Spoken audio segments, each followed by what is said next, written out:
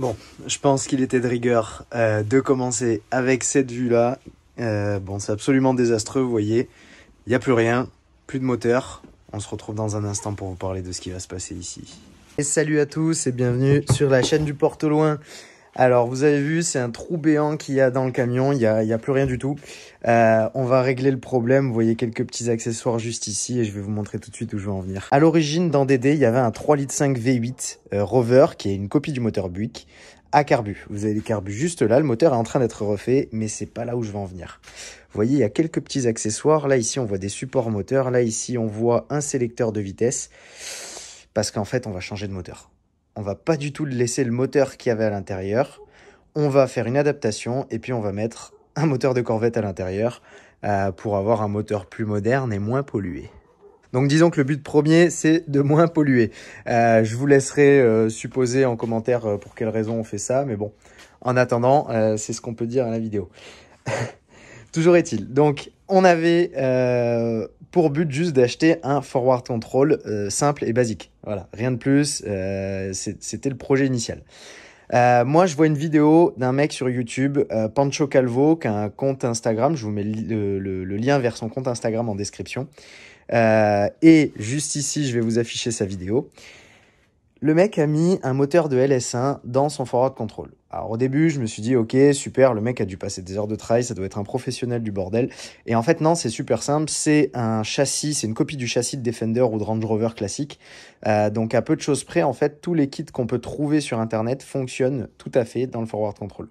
On a deux ponts Salisbury, à l'avant et à l'arrière. Donc finalement, on peut mettre une LT230 et on peut mettre les adaptateurs qui vont bien. Mais ça, j'y reviens tout de suite. Alors, loin de nous de copier Sylvain et Pierre de Villebrequin, mais on a trouvé notre moteur. C'est bien sûr notre premier ingrédient pour faire cette conversion. Donc, ce moteur-là, c'est un bloc moteur de Corvette C6 de 2008. C'est un LS2. Le moteur a été entièrement revu vis-à-vis de notre utilisation. Donc, j'ai mis une admission alu revue, des injecteurs un petit peu plus gros. On a une ligne inox, enfin des collecteurs en tout cas inox juste ici. C'est tout neuf, ça a été fait sur mesure. On a revu tout l'allumage. La pompe à eau est neuve. Enfin voilà, tout est neuf. En fait, le moteur, quand je l'ai reçu, il était dans une caisse. Il était entièrement démonté. Donc là, on part sur une base neuve. La segmentation est neuve. Les coussinets sont neufs. La poulie damper, enfin tout est neuf. Tout a été revu. Donc c'est notre base. C'est notre premier ingrédient pour notre conversion. Deuxième ingrédient, il nous fallait une boîte de vitesse. J'ai vraiment fait le tour des boîtes pour savoir celle qui correspondrait le mieux à notre utilisation. Et mon choix se porte sur la 4L80. Pourquoi? Tout simplement parce que c'était une boîte qui était faite pour les pick-up, pour les 4x4, etc. initialement, qui a bien sûr été utilisée sur des propulsions, des voitures un peu plus sportives. Celle-ci, en l'occurrence, elle sort d'un Tahoe, 2 roues motrices. Donc, il y avait un yoke à l'issue. Mais on a viré en fait cette cloche, changé l'arbre de sorte à pouvoir adapter notre système. Donc idéalement pour une conversion, ce qu'il faut chercher c'est une boîte 4x4. Vous avez des 4L60, des 4L80, des 6L80, etc., etc. La 4L80 était celle qui supportait le plus de couples et celle qui était initialement construite et conçue pour faire du 4x4 et du tout-terrain. Donc notre choix s'est porté sur celle-ci. Ensuite, on va commencer la phase d'adaptation. Alors, derrière ça, moi, pour correspondre à mes ponts, je veux mettre une boîte LT230, une boîte Land Rover. Pour mettre ma boîte LT230, il me fallait un adaptateur. Donc, on a une première partie d'adaptateur qui est côté boîte, qui correspond en fait au pattern qu'on a sur la boîte. Ensuite, on a un deuxième adaptateur qui, lui, a un pattern qui correspond à cet adaptateur, mais aussi un pattern qui correspond à la boîte de transfert, en l'occurrence la LT230. Et ensuite, on a cet axe-là qui vient tout simplement se mettre sur l'axe de la boîte et qui convertit le 32 dents en 24 dents ou 18 dents, je sais plus. Alors pourquoi s'attarder sur les questions techniques? Ce qu'il faut savoir juste, c'est que ça permet de passer d'une boîte General Motors à une boîte de transfert Land Rover LT230. Pourquoi une LT230? Déjà parce que les adaptateurs, ils existent que pour la LT230, donc il n'y avait pas vraiment le choix. Et on va voir tout de suite, de retour sur l'établi, pour quelle raison on a opté pour ce type d'adaptation et pourquoi pas une adaptation directement en sortie de moteur avec la boîte d'origine. Je vous fais une petite interruption dans la vidéo et si ce n'est pas déjà fait, je vous engage à vous abonner à notre chaîne Le Porte au Loin, mettre la petite cloche, un petit pouce bleu si la vidéo vous plaît et puis n'hésitez pas à commenter, à nous suivre sur Instagram @le-porte au loin pour suivre toutes nos aventures. Pour ceux qui voudraient se lancer dans un projet de la sorte, c'est pas quelque chose à prendre à la légère. Il faut vraiment réfléchir au pour et au contre. Je ne vais pas parler de questions d'homologation, etc. Ça, c'est la banane de chacun. Si vous voulez rouler sur la route, bien sûr, ce ne sera pas homologué et chacun prend les risques en mesure de ce qu'il a envie de faire. Ça vous regarde et je ne suis pas là pour débattre de ça. Maintenant, si vous voulez vous amuser en commentaire, amusez-vous. Ce qu'il faut savoir, c'est que voilà, quand vous adaptez, vous allez dépenser forcément de l'argent pour beaucoup de matériel, etc. Et le but, c'est d'essayer de ne pas se planter. Je veux dire, là, on n'est pas en train de fabriquer juste une petite impression 3D qui va nous coûter 10 balles de matière. Rien que des supports moteurs, déjà, vous voyez, c'est de l'acier, il y en a beaucoup. L'acier n'est pas donné en ce moment. Il ne faut pas se planter, il faut faire quelque chose de carré et de concret. On va y revenir après. Tout ça pour dire qu'on pouvait adapter soit en sortie de l'ancien moteur avec un kit de cloche, je vous mets ça juste ici, qui permettait de passer d'un moteur General Motors à une boîte Land Rover, telle que par exemple la boîte qu'on avait sur le V8, donc avec en fait un bolt pattern, hein, c'est, vous savez, le nombre de trous et l'espacement des trous en fait, hein, qu'il y a sur la cloche de la boîte de vitesse pour l'adapter sur la nouvelle, le nouveau moteur General Motors. Cette solution, pourquoi elle n'était pas bien? En fait, il faut changer le volant moteur, il faut changer le démarreur, il faut faire finalement pas mal de petites adaptations et surtout, on a une boîte qui n'est pas faite pour supporter le couple prévu par le nouveau moteur. Le volant moteur ne peut en aucun cas accepter, le nouveau volant moteur ne peut en aucun cas accepter le couple de ce nouveau moteur. C'est pourquoi les personnes qui vendent ce genre de kit recommandent de ne pas utiliser le moteur à ses pleines capacités, etc. etc., etc. Donc, finalement, ça permet d'avoir un joli bruit, ça permet de pouvoir dire aux gens « j'ai ça comme moteur dans ma voiture », mais en réalité, ça ne permet pas de l'exploiter. Donc nous, pour ça, c'était niette et on ne voulait pas en entendre parler. La deuxième solution, par contre, c'était cette fois-ci de changer carrément la boîte, donc de ne plus avoir cette boîte Land Rover, de mettre une boîte aussi General Motors qui, elle, s'adapte toute au moteur à partir de la 3e génération, et de mettre un adaptateur de boîte de transfert, ce qui signifiait, dans notre cas ou dans le cas d'une vieille mécanique Land Rover, de changer également la boîte de transfert qui est couplée à la boîte de vitesse. Et donc nous, c'est pour cette solution qu'on a opté. Tout simplement, ça nous permettait, comme je vous ai expliqué, d'avoir le choix de la boîte, d'avoir une boîte qui correspond parfaitement à notre utilisation, à nos attentes. Mais aussi, moi, de changer par une LT230, qui est une boîte de transfert qu'on reconnaît comme étant super fiable, qui se modifie bien, qui a plein d'avantages finalement. Mais aussi de pouvoir mettre un moteur et une boîte qui sont faits pour fonctionner ensemble et pas cette adaptation dont je vous ai parlé qui à mon goût semble un petit peu trop à la zeub en fait, hein. On ne sait pas trop comment ça va fonctionner, c'est un petit peu, on a l'impression que ça relève du hasard. Moi je voulais pas laisser ça au hasard, je voulais que ça fonctionne parfaitement. Mais ça arrive avec son petit lot de soucis, il y a plus d'adaptations à faire pour moins de soucis à l'issue. C'est pas pour rien si on a opté pour cette solution. Déjà la première chose, comme je disais, c'était notre utilisation, mais c'est aussi une conversion qui est très documentée. Il y a beaucoup de gens au Royaume-Uni, aux États-Unis, qui font ça avec leur Defender ou avec leur Range Rover classique. Comme je disais, moi, le châssis, c'est la même chose. La mécanique, les ponts sont centrés de la même manière. Donc, on se retrouvait sur un projet, finalement, qui avait déjà été fait des centaines de fois à Dubaï, aux États-Unis, etc., comme je disais. Et donc, ça permettait d'avoir beaucoup d'aide et de soutien de la part des personnes qui font ça de manière professionnelle, qui ont fait ça de manière amateur, et donc de pouvoir se lancer là-dessus avec un petit peu moins d'appréhension, un petit peu moins d'inconnu. Attention, ce que je dis, c'est que c'est pas parce que d'autres gens l'ont fait que c'est super facile et que ça glisse tout seul. Il n'existe pas vraiment de protocole, il n'y a pas de recette toute faite pour ça. Vous allez forcément tomber sur une connerie qui va vous emmerder la vie pendant des heures, voire des jours. Vous allez forcément devoir adapter des choses parce que chaque véhicule est différent. Peut-être que vous avez acheté un véhicule d'un mec qui a fait passer un faisceau électrique pour un aménagement ou je sais pas. Et vous allez peut-être vous en voir pour certaines choses, mais l'idée générale reste la même que sur un Defender. Bon voilà, là on a parlé du gros de la conversion. Le gros de la conversion, c'est de trouver une chaîne cinématique. Ça, c'était fait pour nous. Chacun peut trouver bien sûr une chaîne différente.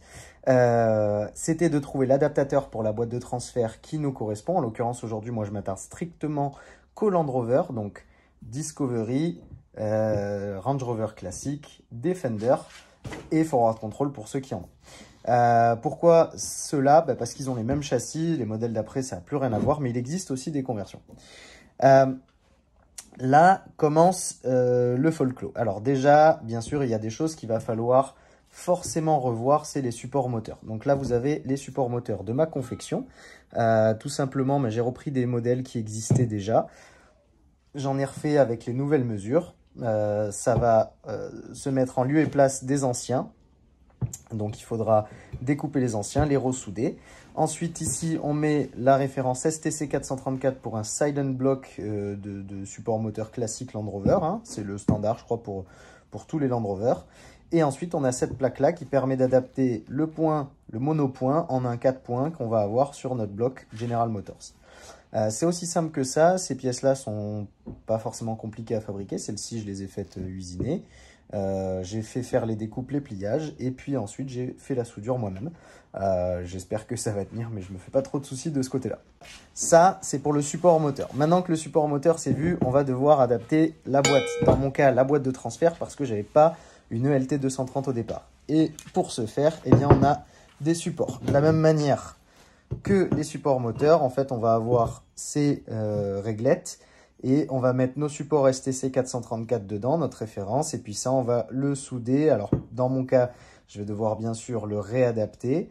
Dans le cas d'une conversion, sur un Land Rover, Defender, Discovery, etc., qui a déjà une LT 230, vous pouvez choisir. Soit vous dégagez de la place à l'avant du moteur pour qu'il soit réavancé légèrement compte tenu de la taille de la boîte et de l'adaptateur. Soit vous décidez de reculer légèrement la boîte de transfert. Et dans ces cas-là, il faudra dessouder vos anciens supports et s'ils sont récupérables, les remettre, soit en reprendre ou en refaire des nouveaux de la sorte pour avoir eh bien, des supports viables. Donc ceux-là vont aller de chaque côté de la boîte de transfert.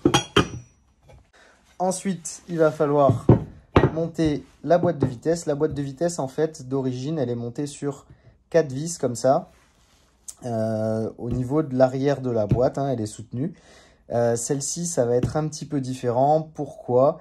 Eh bien parce qu'en fait, celle-ci, donc ça c'est pris directement sur le châssis avec un silent block. Et puis ici, en fait, ce qu'on va mettre, eh bien c'est l'adaptateur. Les adaptateurs sont tous équipés d'une platine qui recopie l'adaptateur de la cloche des boîtes General Motors. Et puis ça va se fixer là-dessus avec les écrous qui étaient originellement avec la boîte. L'autre adaptation qu'on va avoir à effectuer, eh bien, c'est le sélecteur de vitesse.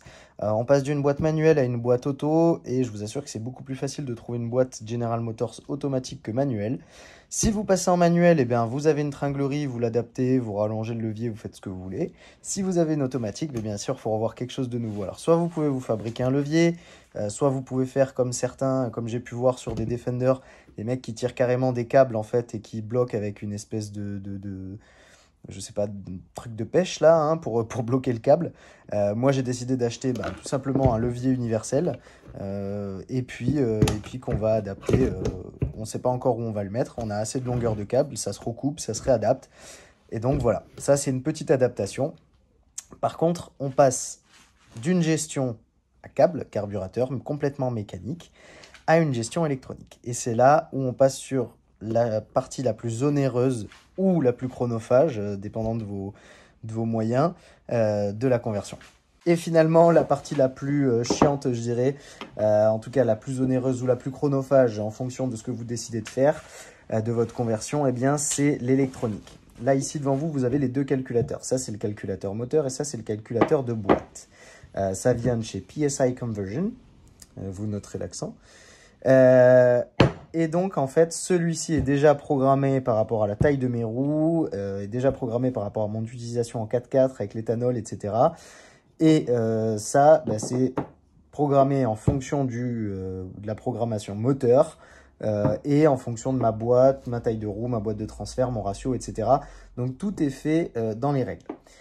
Tout ce kit-là avec le faisceau moteur qui est adapté bien sûr à tout ce que vous demandez, c'est-à-dire est-ce que vous voulez un capteur de pression d'huile, est-ce que vous voulez, je sais pas moi, une jauge de pression d'admission, etc. Est-ce que vous voulez une prise OBD ou pas? Toutes ces choses-là, ils vont pouvoir vous les faire. Ça va pas coûter plus ou moins cher en fonction de ce que vous rajoutez. Par contre, c'est un prix fixe, il faut compter avec les taxes et tout ça, quasiment 2000 euros.